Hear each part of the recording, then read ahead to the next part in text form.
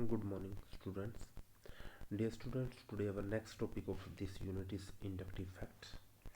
तो बच्चे inductive fact के अंदर हम पढ़ने वाले हैं कि आप मान के चलो कि जैसे हम कार्बन कार्बन के साथ अटैच है, इन कार्बन और कार्बन के बीच में सिग्मा बॉन्डेड इलेक्ट्रॉन प्रेजेंट है। आप सभी बच्चों को बहुत अच्छे से पता है कि जब भी किसी दो एलिमेंट्स के बीच में एक बॉन्ड की फॉर्मेशन होती है तो हमेशा उस सिग्मा बॉन्ड के अंदर 2 इलेक्ट्रॉन की प्रेजेंस होती है। अब आप देख रहे हो कि कार्बन के साथ मैंने कार्बन को अटैच कर रखा है, तो इस कारण जो बीच के जो इलेक्ट्रॉन्स हैं, जो सिग्मा बॉन्डेड इलेक्ट्रॉन्स हैं, बिल्कुल सेंटर में प्रेजेंट हैं।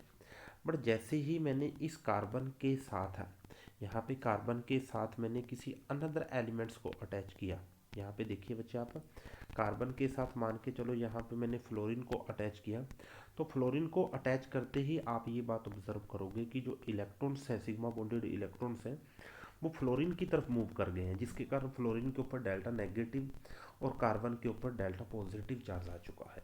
ओके, तो आपने देखा कि जैसे ही हम डिफरेंट एलिमेंट्स अटैच करते हैं किसी भी एक पर्टिकुलर कार्बन एटम के साथ या फिर किसी भी अनदर एलिमेंट के साथ, तो वहाँ पे सिग्मा बॉन्डेड इलेक्ट्रॉन्स की मूवमेंट होनी शुरू हो जाती है।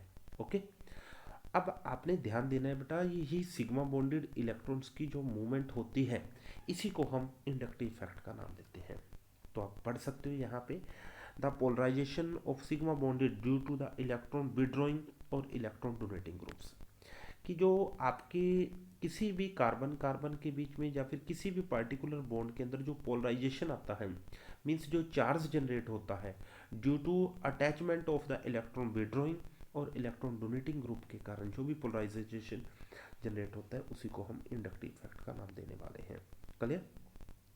तो अब आप इस फिगर को ध्यान से देख सकते हो कि इस अल्काइल चेन के साथ मैंने यहाँ पे क्लोरीन को अटैच कर रखा है। क्लोरीन एक हाईली इलेक्ट्रोनेगेटिविटी एलिमेंट होने के कारण क्लोरीन ने यहाँ से इलेक्ट्रॉन को विड्रॉ करना शुरू कर दिया। तो आप देख सकते हो बेटे यहाँ पे, तो क्लोरीन के ऊपर डेल्टा नेगेटिव चार्ज क्रिएट हुआ, तो आपने देखा इस कार्बन के ऊपर स्मॉल डेल्टा पॉजिटिव, और यहाँ पे थोड़ा सा जो डेल्टा पॉजिटिव चार्ज की जो मैग्नीट्यूड है यहाँ पे कम हो चुकी है, और यहाँ पे और भी ज़्यादा कम हो चुकी है, और यहाँ पे आते आते इस कार्बन के ऊपर जो चार्ज जनरेटिंग है, मतलब जो चार्ज जो जनरेट हुआ है, वो बहुत ही कम हो चुका है। तो अब इस कंप्लीट प्रोसेस के अंदर आप रीड आउट कर सकते हो कि there are the movement of the sigma bonded electrons, और इसी सिग्मा बॉन्डेड इलेक्ट्रॉन्स की मूवमेंट को ही हम इंडक्टिव इफेक्ट का नाम देते हैं। और इसके बाद बच्चे बहुत इंपॉर्टेंट जो पॉइंट है कि जो इंडक्टिव इफेक्ट है that is the permanent effect, जिसके कारण फिजिकल एंड केमिकल प्रॉपर्टी बहुत हद तक इफेक्टेड होंगी। और इसके साथ साथ आप ध्यान देना है कि जैसे जैसे हम इस क्लोरीन से, मतलब क्लोरीन की अटैचमेंट इस कार्बन के साथ है, यहाँ पे इस कार्बन के ऊपर इंडक्टिव इफेक्ट का इफेक्ट ऑब्जर्व करते हैं, इस कार्बन के ऊपर ऑब्जर्व करते हैं, जैसे जैसे आप दूर जा रहे हो तो इंडक्टिव इफेक्ट की जो अप्रोच है वो डिक्रीज हो रही है। Clear? Means inductive effect distance के ऊपर डिपेंड करेगा, जितना आप दूर हो, जितना कार्बन इस इलेक्ट्रॉन विड्रॉइंग ग्रुप एलिमेंट के साथ से दूर जा रहा है, उतना ही इंडक्टिव इफेक्ट की अमाउंट हमारे पास कम हो रही है। क्लियर? तो अब आप इन पॉइंट्स को बहुत अच्छे से रीड आउट कर सकते हो, जो कि मैंने बोला कि जो इंडक्टिव इफेक्ट होता है that is always generate due to the different electronegativity of the elements, because we have see कि कार्बन कार्बन के साथ अटैच था तो तब किसी भी टाइप का इंडक्टिव इफेक्ट जनरेट नहीं हुआ था। बट जैसे ही मैंने कार्बन के साथ हाईली इलेक्ट्रोनेगेटिविटी फ्लोरीन और क्लोरीन को अटैच किया, तब भी आपने देखा there is the movement of the sigma bonded electrons. Clear?